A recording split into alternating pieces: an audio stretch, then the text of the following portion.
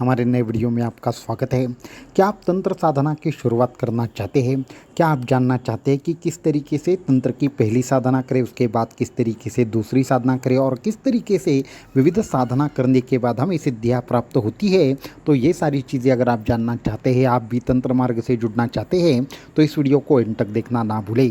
साथ में ही हमारे चैनल को सब्सक्राइब करें, वीडियो को लाइक करें और ज़्यादा से ज़्यादा लोगों तक इन्हें पहुँचाएँ। तो वीडियो को शुरू करते हैं। तो तंत्र साधना में बहुत सारे साधक जुड़ना तो चाहते हैं, साथ में ही बहुत सारे साधक तंत्र मार्ग से जुड़ने का प्रयास करते हैं, परंतु ऐसी बहुत सारी गलतियां साधक करते हैं जिसकी वजह से तंत्र मार्ग में उनकी जो एक प्रकार से यात्रा है वो बहुत कम एक प्रकार से हो जाती है या फिर कम समय की हो जाती है। बहुत ही जल्द वो मार्ग उनको छोड़ना पड़ता है, उनको विविध प्रकार से समस्याएं आती है।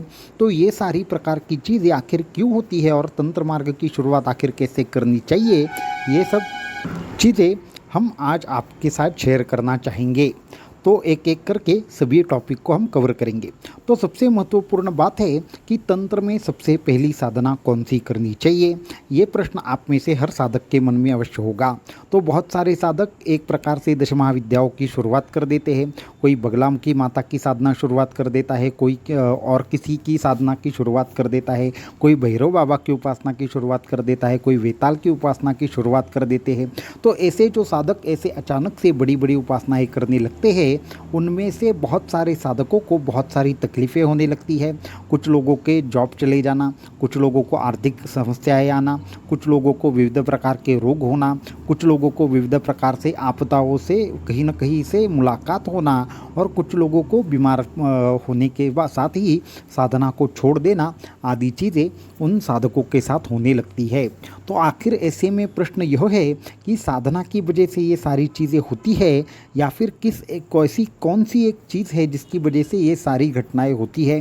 तो उसका उत्तर हम देना चाहेंगे कि ये सभी प्रकार की जो चीज़ें हैं वो गलत तंत्र साधना की शुरुआत की वजह से होती है। गलत तंत्र की शुरुआत जो है या फिर तंत्र साधना की जो गलत शुरुआत है या पहली गलत साधना जो तंत्र की आप करेंगे, उसके बाद ही ऐसी अनेकों समस्याएं आपके जीवन में घटित होना शुरू हो जाता है। इसलिए इन सभी प्रकार की समस्याओं से बचने के लिए साधना का क्रम कौन सा होना चाहिए, कब हमें दश महाविद्याओं की साधना करनी चाहिए और कब बड़ी बड़ी साधना करने से पहले शुरुआती साधना क्या होती है, ये सभी प्रकार की चीज़ें आपको पता होना अत्यंत ज़्यादा महत्वपूर्ण है। नहीं तो आप सभी साधकों को अवश्यंभावी पछताना पड़ेगा जो एक प्रकार से पहली ही साधना दश महाविद्याओं की साधना करना शुरू कर देंगे। तो सबसे पहली महत्वपूर्ण बात है कि हमें किस तरीके से स्टेप बाय स्टेप जाना चाहिए। तो हम सबसे पहले आपको बताना चाहेंगे कि तंत्र साधना में सबसे पहली जो शुरुआत है वो आप 3 प्रकार की साधनाओं से कर सकते हैं। सबसे पहली बात है कि तंत्र साधना की शुरुआती दिनों में आपको एक तो देवी कवच के पाठ करने चाहिए या फिर कुंजिका स्तोत्र के पाठ करने चाहिए या फिर बजरंग बाण के पाठ करने चाहिए। इन 3 में से एक उपासना लीजिए, उसको तकरीबन 21 दिन तक एक साथ कीजिए और इन तीनों में से एक उपासना पहले सिद्ध कर लीजिए।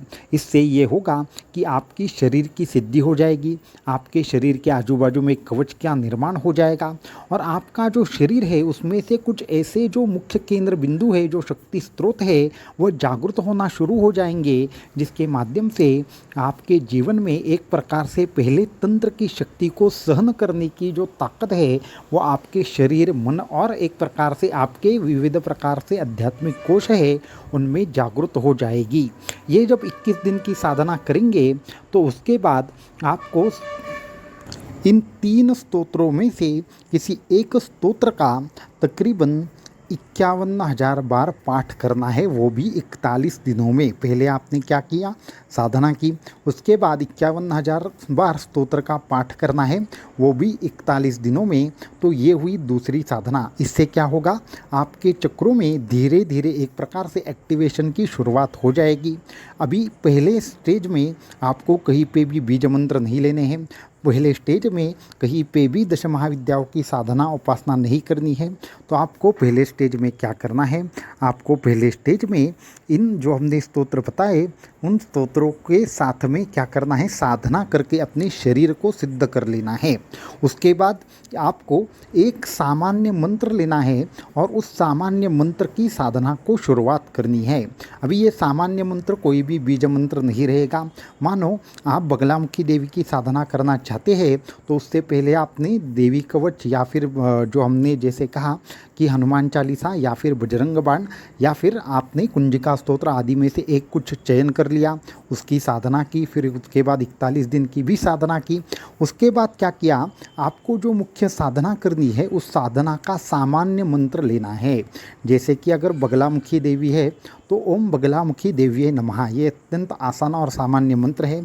इस मंत्र का आप क्या करेंगे, एक प्रकार से 41 या फिर 21 माला हर रोज़ पाठ करना शुरू कर देंगे। ऐसे इस मंत्र का 1.25 लाख जाप आपको पूर्ण कर देना है। तो ये तीसरे स्टेज में क्या करेंगे, सामान्य मंत्र लेकर उसको 1.25 लाख जाप पाठ पूर्ण करेंगे और उसके बाद फिर क्या करेंगे, उसका और छोटा मंत्र लेना है। मानो आपने पहले 9 या 11 या फिर 15 अक्षर का मंत्र लिया, उसके बाद 7 अक्षर का मंत्र लिया, उसके बाद 3 अक्षर का मंत्र लिया और अंत में जाकर आपको बीज मंत्र की ओर चलना है।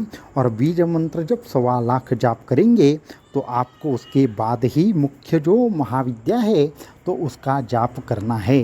तो इस विधि से आप जाएंगे तो 6 माह के अंदर आपको संपूर्ण तरीके से एक विशेष प्रकार से आपके शरीर के अंदर, आपके मन के अंदर एक विशेष शक्ति का आवाहन आपको महसूस होगा। उस शक्ति का आपके शरीर से, आपके मन से कैसा जुड़ाव है वो आपको सहज तरीके से दिखने लगेगा और उस शक्ति से कहीं न कहीं पे आप कनेक्ट हो पाएंगे और ऐसा करेंगे तो ही तंत्र साधना में आगे बढ़ पाएंगे।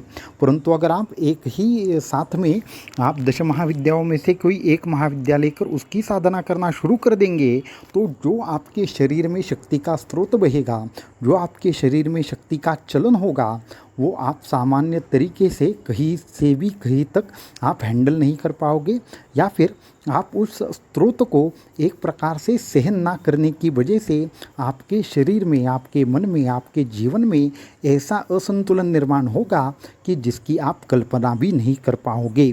तो आज के इस वीडियो में मुख्य यही आपको बताने का उद्देश्य है कि तंत्र साधना की आखिर शुरुआत कैसे की जाती है। तो ये एकदम से बेसिक वीडियो था।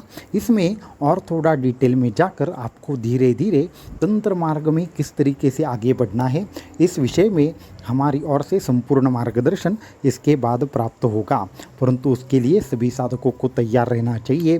तो आपने अगर गलत तंत्र मार्ग की साधना अभी शुरुआत की है तो आप फ़ौरन उसे रोककर इस तरीके से अगर जाएंगे तो आपके जीवन में एक प्रकार से तंत्र की सिद्धि आपको बहुत ही जल्द प्राप्त होगी, ये हम निश्चित तौर पर कहना चाहेंगे। इसके लिए सभी साधक जो तंत्र मार्ग में आना चाहते हैं वो अवश्यंभावी आए, परंतु एक एक स्टेप बाय स्टेप हमें फॉलो करें और आपके जीवन में तंत्र की सभी सिद्धियाँ होगी, ये हम गारंटी के साथ कहना चाहेंगे। अवधूत चिंतन श्री गुरुदेव दत्त।